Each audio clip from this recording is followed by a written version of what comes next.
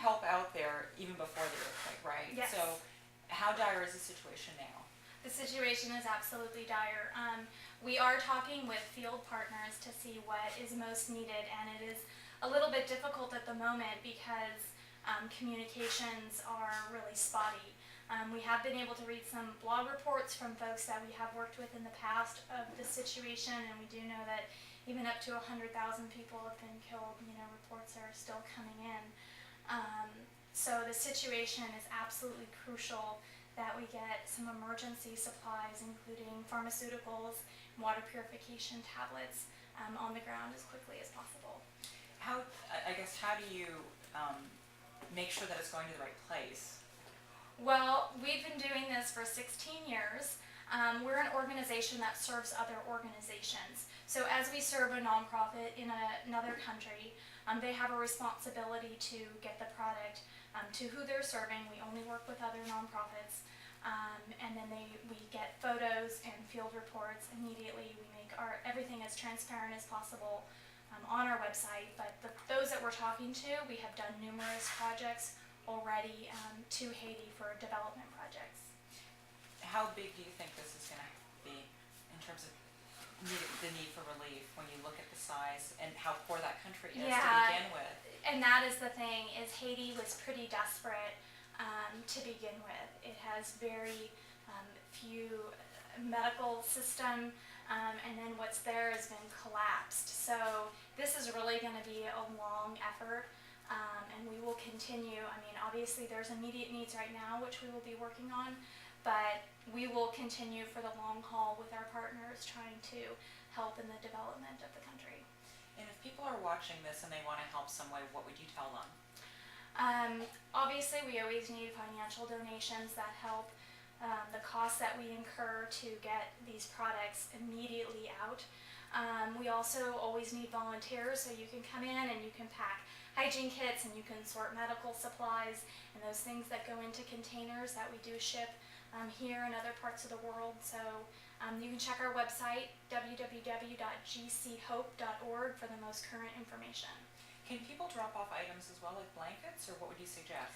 They can. We do have a list of items that are always needed, there's hygiene items, tents, blankets, those types of things. We do not accept used clothing. It is often not useful and has customs issues, but there are a number of items that can be collected and given to this organization.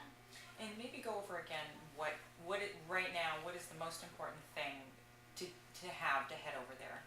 The most important thing are some items on this shelf over here, which include desperately needed pharmaceutical medications and water purification tablets. So that is what we are working on getting out immediately. And why is that so important in a situation like this? Because disease is starting to spread through the water, so you need to do two things. One, you need to be able to clean and purify the water so that there's fresh drinking water, but then you need to deal with the disease that will have very naturally spread, to have the medications on hand so that you can stop it and save lives. Otherwise, what happens is you have people that are killed in an earthquake, and then the death toll becomes much greater because the basic needs aren't available in the country. So the quicker we can get those to the field, then the more lives that can be saved. And I would think too, people who are injured, if those injuries aren't treated right away, which is highly possible if they don't have enough people over there to help, they could spread and become infected, and you've got more complications. Absolutely, and so that's why, it's not just one organization that we'll work with. We'll work with different organizations that have needs. There will be organizations that will be sending teams to do some of those efforts. Those aren't things that we do, but we work with them to get them what they need, so that when they're there, they can do their job. The people who you're working with there, are they okay, or have you Yes. heard yet? Or? Yes. Yesterday, obviously, was when you work in an organization like this, you have relationships all over the world, and so when something happens, it's obviously you care about what's going on, but then there's some real personal connections. And we actually just on Friday had a team of people that we know. They were here in this office on Friday getting hygiene product to take to Haiti. And so when this happened, we were quite nervous. Were they even alive with the death toll? But we have heard that everyone is okay. One girl has broken her leg, but otherwise everyone is alive and well, and so that was obviously great news for us. And these are these the people from Mission Viejo Christian? Yeah, this team in particular is from Mission Viejo Christian Church, and they're working with some orphanages down there, which we have had relationships with, and these are just one of the partners that we're working with, but yes. Good news then. Very good news, very good news. Just one broken leg. So. One broken leg in a devastation like this is not too bad. They do have some blog reports up, and it is definitely emotional to read what everyone is going through. So we continue to pray for those that have been affected and for the strength of those that just showed up to help. They kind of had one plan, and they are doing something very different at the moment. But again, thankful that they're there and able to help in these communities that they were going to serve.